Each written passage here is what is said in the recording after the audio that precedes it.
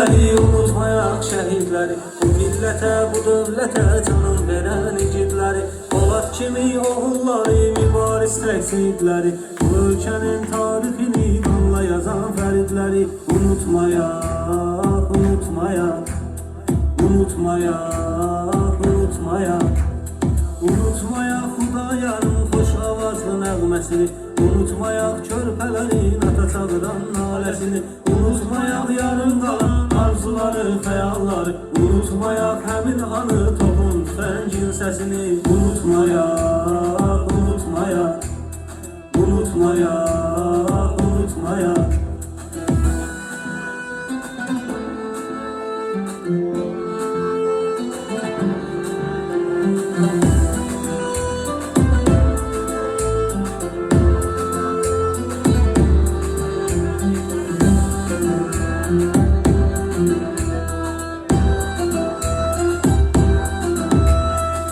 Təsəlli bir ananın silə bilərmi göz yaşını, ya bir baxış bir atanın dikmi saxlayar başını, bir neçə gül gözəl göstərərmi məzarın daşını, ya bir oyuncaq uşağın düzəldərmi yaddaşını. Unutmayak, unutmayak, unutmayak, unutmayak.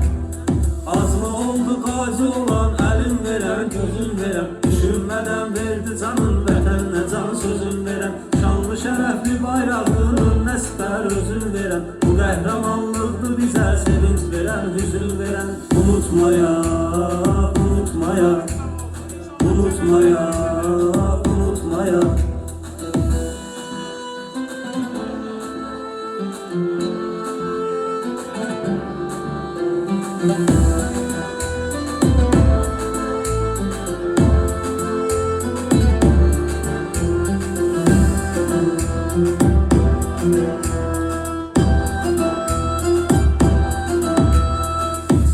Evet, sağ olun. Allah bütün şəhidlərimizə rəhmət eləsin.